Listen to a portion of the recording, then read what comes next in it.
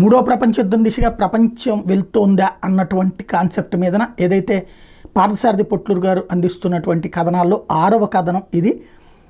Shocking news. Syria అధ్యక్షుడు Bashar al Asad Israel ప్రధాని Netanyahu సహాయం కోరాడు. వినడానికి వింతగా ఉన్న ఇది నిజం. సోమవారం 2 డిసెంబర్ సాయంత్రం అంటే నిన్న సాయంత్రం అల్ అసద్ నెతన్యాహు సహాయం అర్థించినట్టు తెలుస్తోంది. సౌదీ అరేబియా న్యూస్ పేపర్ ఎలాఫ్ ఈ విషయాన్ని తెలియజేసినట్టు ఇజ్రాయెల్ వార్తా సంస్థ పేర్కొంది. అయితే నేరుగా అల్ అసద్ నెతన్యాహుతో మాట్లాడలేదు. సిరియాతో సత్సంబంధాలున్న ఒక యూరోప్ దేశం హంగరీ ద్వారా సందేశం పంపినట్టు ఎలాఫ్ పేర్కొన్నది. సిరియా అధ్యక్షుడు బషర్ అల్ అసద్ ఇజ్రాయెల్ ప్రధాని నెతన్యాహుకు చేసినటువంటి ప్రతిపాదనలు సిరియన్ ప్రభుత్వ తిరుగుబాటు దళాలను ఇజ్రాయెల్ కనుక అణచివేయడానికి ఒప్పుకుంటే సిరియాలో ఆశ్రయం పొందుతున్న హెజ్బుల్లా హమాస్లను సిరియా నుండి బహిష్కరించడమే కాక భవిష్యత్తులో ఇజ్రాయెల్ వ్యతిరేక శక్తులకి సహాయ సహకారాలు ఇవ్వను. ఇజ్రాయెల్ అంగీకరిస్తే సిరియాలో కూంబింగ్ ఆపరేషన్ నిర్వహించుకోవడానికి నేను సహకరిస్తాను. ప్రస్తుతం ఇరాన్ పంపించడానికి సిద్ధంగా ఇరాన్ రెవల్యూషనరీ గార్డ్ కార్ప్స్ సైనికులకి సిరియాలో అనుమతి ఇవ్వను. ఇరాన్తో సంబంధాలు తెంచుకోవడానికి సిద్ధంగా ఉన్నాను. అల్ అసద్ ఇంతలా ఇజ్రాయెల్ అడగకుండానే తానే ఇజ్రాయెల్కి ఏం కావాలో అన్నీ ఇవ్వడానికి సిద్ధపడ్డాడంటే బలమైన కారణం ఉంది. అలెప్పో నగరం పూర్తిగా రెబల్స్ చేతిలోకి వెళ్ళిపోవడమే కాక అలెప్పో నగరం చుట్టూ ఉన్న చిన్న పట్టణాలు గ్రామాలు కూడా ఎలాంటి ప్రతిఘటన లేకుండానే రెబల్స్ స్వాధీనం చేసుకుంటూ ముందుకెళ్తున్నారు.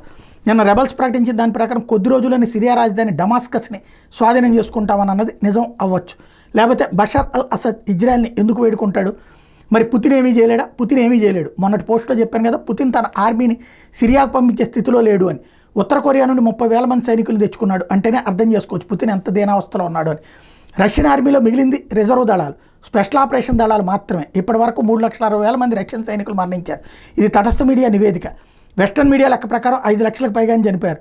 రష్యన్ యువకులు దేశం వదిలి వెళ్ళిపోయి దొరికిన పని చేసుకుంటూ బతుకుతున్నారు విదేశాల్లో. రిజర్వ్ దళాలు, స్పెషల్ ఆపరేషన్ దళాలు మాస్కో రక్షణ కోసం వాడతారు తప్పితే ఉక్రెయిన్లో ఫార్వర్డ్ దళాలతో చేరరు. అంటే ఇది చివరి అంచె భద్రత. పుతిన్ సలహా ఇచ్చి ఉండొచ్చు అల్ అసద్కి. 2 రోజుల క్రితం పుతిన్ తన బాంబర్ అయిన IL-60ని సిరియాకు పంపించి రెబల్స్ మీద దాడి చేస్తే 300 మంది రెబల్స్ మరణించారు. అయితే ఎయిర్ స్ట్రైక్ చేస్తే సరిపోదు, గ్రౌండ్ ఫోర్స్కి సపోర్ట్గా ఉంటుంది తప్పితే పూర్తిగా ఎయిర్ స్ట్రైక్స్తో పని కాదు. అందుకే ఆర్మీ అనేది భూభాగం రక్షణలో ఇప్పటికీ ప్రధాన పాత్ర పోషిస్తుంది. కానీ సిరియన్ ఆర్మీ చాలా వీక్. రష్యన్ సైనికులు ఉన్న రెబల్స్ సంఖ్యతో పోలిస్తే చాలా తక్కువ. అందుకే రష్యన్ సిరియన్ సైనికులు వెనక్కి పారిపోతున్నారు ఎలాంటి పోరాటం చేయకుండానే. వేరే దారి లేక పుతిన్ సలహా ఇచ్చి ఉంటాడు నెతన్యాహును సహాయం కోరమని. మరి నెతన్యాహు పరిస్థితి ఏంటి? అసలు సిరియాలో రెబల్స్ దాడి ప్రారంభించగానే నెతన్యాహుకి ఏం అర్థం కాలేదు, కనీసం ఇంటెలిజెన్స్ ఇన్పుట్ కూడా లేదు. కానీ కొన్ని మిడిల్ ఈస్ట్ మీడియా మాత్రం రెబల్స్ చేతిలోకి సిరియా వెళ్ళిపోతుంది అనే వార్త మాత్రం నెతన్యాహును కలవరబెడుతున్నట్టుగా పేర్కొన్నాయి. బహుశా నెతన్యాహు బ్యాంక్ అకౌంట్స్ నుండి హమాస్ నాయకుల అకౌంట్లోకి డబ్బు మళ్ళడం అనే వార్తకి మళ్ళీ ప్రచారం లభించవచ్చు అనే భయం కావచ్చు.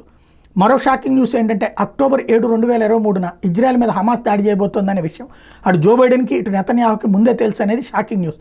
ఇజ్రాయెల్లోని మేధావులు అక్టోబర్ 7, 2023 దాడి మీద న్యాయ విచారణ చేయాలని డిమాండ్ చేస్తున్నారు. దీనికి మెజార్టీ ప్రజల ఆమోదం ఉంది. ప్రస్తుతం హమాస్ హిజ్బుల్లాల మీద యుద్ధం జరుగుతున్నందున ఇజ్రాయెల్ ప్రజలు మౌనంగా ఉన్నారు. ఇవాళ కాకపోతే రేపటి రోజునైనా విచారణ జరుగుతుంది. నెతన్యాహు కనీసం 7 ఏళ్ళు జైలు శిక్ష తప్పదు. ఈ విషయం పుతిన్కి తెలుసు కాబట్టి అల్ అసద్ని సహాయం అడగమని సలహా ఇచ్చాడు. డీప్ స్టేట్ అనుమతి కావాలి. అమెరికన్ మిలిటరీ కాంప్లెక్స్ అనుమతి ఇస్తేనే నెతన్యాహు సహాయం చేయగలడు. రెబల్స్ నెతన్యాహు ఆపగలడు. కానీ దానివల్ల ఎవరికి లాభం? సిరియా వల్ల ఇజ్రాయెల్కి ఇబ్బంది లేకపోతే ఆ ప్రాంతం ప్రశాంతంగా ఉండదు. మరి ప్రశాంతంగా ఉంటే ఆయుధాలు ఎవరు కొంటారు? ఓ చిన్న ఉదాహరణ. 6 నెలల క్రితం హమాస్ ఉగ్రవాదులు ఉన్న ఇళ్ళని కూల్చడం కోసమని హెవీ డ్యూటీ బుల్డోజర్స్ 1 టన్ను సామర్థ్యం గల 134ని అమెరికాలోని క్యాటర్పిల్లర్ సంస్థకి ఆర్డర్ ఇచ్చింది. ఇవి అమెరికా ఇచ్చే ఆర్థిక సహాయం మీద కింద కాకుండా తన సొంత డబ్బులతో ఆర్డర్ ఇచ్చింది ఇజ్రాయెల్. కానీ జో బైడెన్ అధికారులు ఇజ్రాయెల్ ఆర్డర్ని ఆపేశారు. కారణం ఏంటో తెలుసా? ఇజ్రాయెల్కి హెవీ డ్యూటీ బుల్డోజర్స్ ఇస్తున్నందుకు ప్రజలు అమెరికాలోని రోడ్ల మీదకి వచ్చి నిరసన తెలుపుతున్నారు అని. అందుకని బుల్డోజర్స్ ఆర్డర్ క్యాన్సిల్ చేస్తున్నాం, ప్రత్యామ్నాయంగా హెలికాప్టర్ ఫైటర్ జెట్లతో ప్రయోగించే ఎయిర్ టు గ్రౌండ్ మిస్సైల్స్ పంపిస్తున్నామని అవి పంపించారు. అవి కూడా మిలిటరీ సహాయం కింద పంపించారు. అంటే అమెరికా ప్రభుత్వం మిస్సైల్ తయారీదారులకు డబ్బు చెల్లిస్తుంది. 134 హెవీ బుల్డోజర్స్కి అయ్యే ఖర్చు $1 మిలియన్.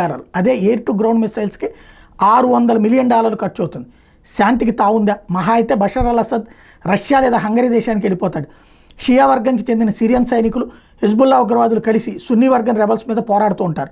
CIA రంగంలో దిగి తాము చెప్పిన వ్యక్తిని అధ్యక్షుడిగా అంగీకరించి షియా లేదా సున్నీ వర్గానికి సైనిక ఆయుధ సహాయం చేస్తామని బేరం పెడుతుంది.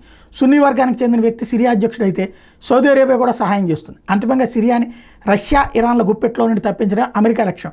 అలా అయితే శాంతి పరివిలుతుందని ఆశ పెట్టుకోవడం భ్రమ. కుర్దులు సిరియా, టర్కీలోని ప్రాంతాలను కలిపి ప్రత్యేక కుర్దిస్తాన్ కావాలని పోరాడుతున్నారు. కుర్దులు ఒక పక్క టర్కీ సైన్యం మీద మరో పక్క రెబల్స్తో పోరాడుతున్నారు. నెతన్యాహు నేను ఒక ప్రకటన చేస్తూ కుర్దులు మాకు ఆత్మీయులు కాబట్టి కుర్దులతో మాట్లాడే నిర్ణయానికి వస్తానన్నాడు, కానీ సిరియా పేరెత్తలేదు. సో జనవరి 20 లోపు ఏదైనా జరగచ్చు. ప్లాన్ బాగుంది కదా. ఓ పక్క హమాస్ దగ్గర బందీలు బ్రతుకున్నారో లేదో తెలియదు, మరొక పక్క హెజ్బుల్లా సగం తగ్గిపోయింది. మిగిలిన హెజ్బుల్లా ఫైటర్ దగ్గర తగిన ఆయుధాలు. ఇప్పుడు హెజ్బుల్లా ఎవరితో పోరాడుతుంది? ఇజ్రాయెల్తోనా లేక సిరియన్ నేషనల్ ఆర్మీతో కలిసి రెబల్స్ మీద పోరాడుతుందా? ఒకవేళ డీప్ స్టేట్ ఆమోదంతో ఇజ్రాయెల్ సిరియాకు మద్దతుగా రెబల్స్ మీద దాడులు చేయాల్సి వస్తే హెజ్బుల్లా ఇజ్రాయెల్తో కలిసి పనిచేస్తుందా? అసలు మన సంగతి మనం చూసుకోకుండా సిరియాలో మన సైన్యం ఎందుకు పోరాడాలని ఇజ్రాయెల్ ప్రజలు వీధుల్లోకి వచ్చి ప్రదర్శన చేయకుండా ఉంటారా? ఇరాన్ నుండి ఐఆర్జీసీ సైనికులు సిరియా రారు. ఒకవేళ ఇజ్రాయెల్ ఒప్పుకుంటే సలహా ఇచ్చినందుకు రష్యా ఇరాన్ల మధ్య దూరం పెరుగుతుందా? ఒక్క చర్యతో చాలా ప్రశ్నలు పుట్టుకొచ్చాయి కదా. ఇజ్రాయెల్ దగ్గర ఆయుధాలు అయిపోయాయి కాబట్టి హెజ్బుల్లాతో కాల్పుల ఒప్పందం చేసుకున్నది. అమెరికా నుండి తిరిగి సప్లైస్ వస్తేనే కానీ ఇజ్రాయెల్ పూర్తి స్థాయిలో యుద్ధం చేయలేదు. అఫ్కోర్స్ అమెరికా తన సైన్యాన్ని సిరియాలో దించుతుంది, వేరే దారి లేకపోతే. ఈ ఆప్షన్ రిజర్వ్లో పెట్టారు. ఇక టర్కీ కూడా 4 ఏళ్ల క్రితం నాటో దళాలతో కలిసి పోరాడింది. టర్కీ నాటో మెంబర్ కానీ యూరోపియన్ యూనియన్ మెంబర్ కాదు. టర్కీకి బద్ధశత్రువులు కుర్దులు. నెతన్యాహునేమో కుర్దులు మాకు ఆత్మీయ మిత్రులు అంటారు. అంతా గజిబిజిగా ఉంది.